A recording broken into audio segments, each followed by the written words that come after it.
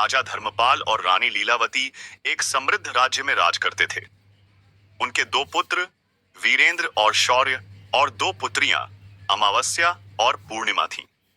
पूर्णिमा का मुख चंद्रमा जैसा दिव्य था। वह सुबह से शाम तक मंदिर में भगवान शिव की आराधना करती, गरीबों को भोजन देती, तुलसी को जल चढ़ाती और अपने माता पिता की सेवा करती थी। पूर्णिमा बहुत धार्मिक प्रवृत्ति की थी और घर का सारा काम भी करती थी। वहीं दूसरी ओर अमावस्या को राजसी ठाठ पसंद थे। वह दिन भर श्रृंगार करती, नौकरों पर चिल्लाती और पूजा को व्यर्थ का कर्म कहती। उसे पूजा पाठ में कोई रुचि नहीं थी और न ही कोई काम करती थी। हालांकि दोनों बहनें एक दूसरे को बहुत प्यार करती थीं, क्योंकि पूर्णिमा का स्वभाव बहुत अच्छा था। राजा रानी का व्यवहार पूर्णिमा के प्रति अच्छा नहीं था। वे अमावस्या और अपने दोनों पुत्रों को ज्यादा प्यार करते थे। धीरे धीरे समय बीतता गया और बच्चे बड़े हो गए। एक दिन राजा ने अपने बेटों का विवाह कर दिया और अब बेटियों की शादी की बारी आई। रानी ने राजा से कहा कि पूर्णिमा साधारण ब्राह्मण के योग्य है, उसे किसी गरीब के घर ब्याह दें। उसने यह भी कहा कि पूर्णिमा को भजन, कीर्तन, पूजा पाठ और कहानियां सुनना पसंद है, इसलिए अगर वह बड़े घर में गई तो यह सब नहीं कर पाएगी। राजा ने कहा, ठीक है। रानी ने फिर कहा कि अमावस्या भी विवाह के योग्य है और वह राजकुमारी जैसी है, उसके लिए भी वर देखें और दोनों बहनों का विवाह कर दें। तब राजा ने पास के गांव के राजा के बेटे के साथ अमावस्या का विवाह कर दिया और पूर्णिमा का विवाह गांव के एक गरीब किसान के बेटे के साथ कर दिया। जब राजा ने रानी को यह बताया तो वह बहुत खुश हुई। राजा और रानी ने बिना किसी विचार के अपनी ही बेटियों के बीच पक्षपात किया। रानी के कहने के अनुसार अमावस्या का विवाह एक धनवान राजकुमार से हुआ। उसे सोने चांदी की पालकी, नौकर चाकर दिए गए। वहीं दूसरी ओर बेचारी पूर्णिमा को एक किसान के घर भेज दिया गया। उसे केवल एक पुरानी साड़ी और बस एक तुलसी का पौधा दिया गया। रानी मन में सोचती हुई कहती है, अब देखते हैं कि पूर्णिमा गरीब किसान के घर कैसे रहती है। क्या वह वहां भी पूजा पाठ करती है? देखते हैं भगवान उसकी क्या और कैसे मदद करते हैं। उन दोनों की विदाई हो जाती है। अमावस्या और पूर्णिमा अपने अपने ससुराल में चली जाती हैं। अमावस्या तो अब किसी महारानी की तरह अपना जीवन सुख पूर्वक और ऐशो आराम के साथ गुजार रही थी।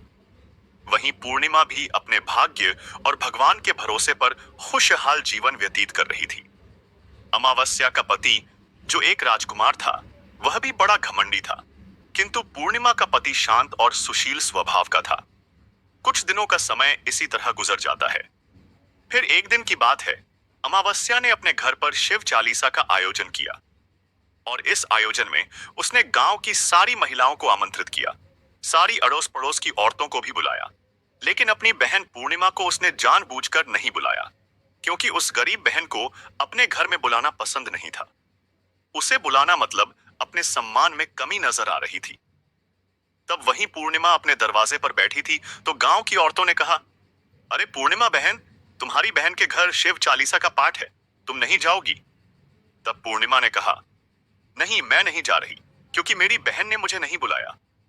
तब गांव की औरतों ने कहा, नहीं बुलाया तो क्या हुआ, पूजा पाठ है, तुम चलो हमारे साथ। वैसे भी वह तो तुम्हारी बहन है, उसने सोचा होगा कि बहन तो आ ही जाएगी, उसे निमंत्रण की क्या आवश्यकता है।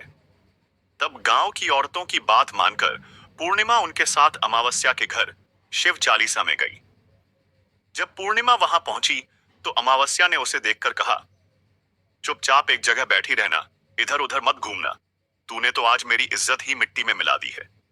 जरा देखो अपने आप को, कैसे वस्त्र पहने हैं तुमने। जाओ उधर कोने में बैठो। और फिर उसने पूर्णिमा की गरीबी का बहुत मजाक भी उड़ाया। पूर्णिमा मन ही मन उदास हो गई। पूजा पाठ करना, गरीबों की सेवा करना, काम करना, क्या यह गलत है? हे भगवान, अब मुझ पर कृपा करो। थोड़ी ही समय के बाद इस तरह वह भगवान से विनती करती रही। शिव चालीसा पूरी हो गई और अमावस्या ने सबको प्रसाद दिया, लेकिन पूर्णिमा को प्रसाद नहीं दिया। अब निराश मन के साथ पूर्णिमा वहां से बिना प्रसाद के ही वापस अपने घर की ओर चली गई। रास्ते में वह सोचने लगी कि घर पर बच्चे प्रसाद मांगेंगे तो मैं क्या कहूंगी। उसके मन में विचार आया, क्यों न मैं अपने भाई भाभी से मिलने अपने मायके चली जाऊं। फिर वह चलते चलते अपने मायके की तरफ बढ़ने लगी। तभी उसे एक तुलसी का पेड़ दिखा। वहां एक चबूतरा बना था जिस पर एक बूढ़ी माँ बैठी थी। उन बूढ़ी माँ ने पूर्णिमा से पूछा, बेटी, तुम कौन हो और कहाँ जा रही हो? क्या तुम मेरी एक मदद कर सकती हो? पूर्णिमा ने बूढ़ी माँ की मदद की। तब प्रसन्न होकर बूढ़ी माँ ने कहा, नहीं बेटी, और कुछ नहीं। तुमने मेरी बहुत अच्छी सेवा की है। भगवान तुम्हारा भला करे। उन्होंने पूर्णिमा को खूब आशीर्वाद दिया और कहा, बेटी, जब तुम अपने मायके से लौटो तुम मुझे अवश्य मिलना। पूर्णिमा ने कहा, ठीक है माँ जी। और वह आगे बढ़ गई।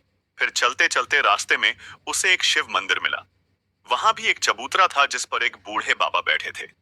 वे कोई और नहीं, स्वयं भगवान शिव थे। लेकिन पूर्णिमा ने उन्हें पहचान नहीं पाया। तब बाबा ने कहा, बेटी, क्या तुम इस मंदिर की सफाई कर दोगी? ये बहुत गंदा हो गया है और मेरे नहाने के लिए 2 बाल्टी पानी भर देना तो तुम्हारा बहुत एहसान होगा। मेरा शरीर थक चुका है, इसलिए अब मैं कोई भी काम नहीं कर पा रहा हूँ। तब पूर्णिमा ने मंदिर की सफाई की और बाबा के लिए पानी भरा। थोड़ी दूर आगे बढ़ने पर उसे काली माँ का मंदिर मिला। वहां भी एक बूढ़ी माँ बैठी थी जो कोई और नहीं, स्वयं काली माँ थी। काली माँ ने कहा, बेटी, तुम कौन हो? क्या तुम मेरी एक सहायता कर सकती हो? तब प्रसन्नता से पूर्णिमा ने अपना नाम बताया। तब बूढ़ी माँ ने कहा, बेटी, यहाँ सब लोग पूजा पाठ करके चले जाते हैं, लेकिन कोई मंदिर साफ नहीं करता। मंदिर कितना गंदा हो गया है, जरा इसकी सफाई कर दो। अब पूर्णिमा ने मंदिर की सफाई की, माँ का श्रृंगार किया और पूजा की। उसके बाद बूढ़ी माँ को स्नान कराया और उनके पैर दबाए।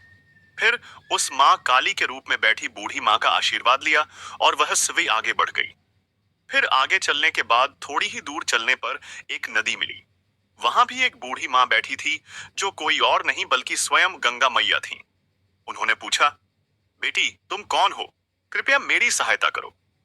पूर्णिमा ने उनकी भी सहायता की। वह अपने मायके पहुंच गई। जब उसकी भाभीियों ने उसे देखा तो बहुत खुश हुई। उन्होंने पूर्णिमा का स्वागत किया और कहा, वाह, क्या बात है बहन जी, आप बहुत दिनों बाद आई हो। तब पूर्णिमा ने कहा, हाँ भाभी, आज मन हुआ सभी को मिलने का। तब भाभीियों के साथ मिलकर पूर्णिमा ने अपने मायके में भी सारे काम किए।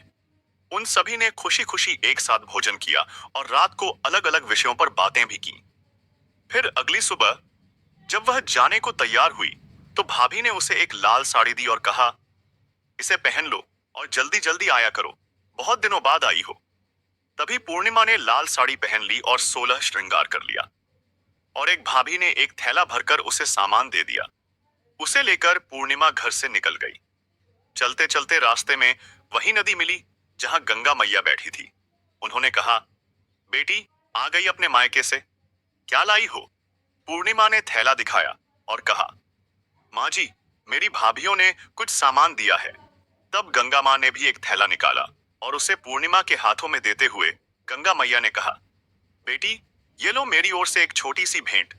ये बहुत भारी है, मैं इसे कहाँ रखूंगी, लेकिन याद रखना कि इसे रास्ते में मत खोलना, घर जाकर ही खोलना। तब पूर्णिमा ने कहा, ठीक है माँ जी। और वह आगे बढ़ गई। फिर थोड़ी ही देर के बाद वहीं काली माँ का मंदिर मिला। वहां भी बूढ़ी माँ ने पूर्णिमा को एक थैला दिया। अब उसके पास 3 थैले हो गए। फिर आगे बढ़ने पर वहीं शिव मंदिर मिला। वहां भगवान शिव ने भी उसे एक थैला दिया। अब 4 थैले हो गए। फिर चलते चलते वहीं तुलसी माँ मिली। उन्होंने भी एक थैला दिया। अब 5 थैले थे। जब पूर्णिमा अपने घर पहुंची तो उसने सभी थैले खोले। पहले थैले में खाने पीने की चीजें और कपड़े थे। दूसरे थैले में सोने चांदी के आभूषण थे। तीसरे थैले में धन संपत्ति थी। चौथे थैले में अनाज भरा हुआ था और पांचवें में महंगे वस्त्र थे। अब पूर्णिमा के घर में किसी चीज की कमी नहीं थी।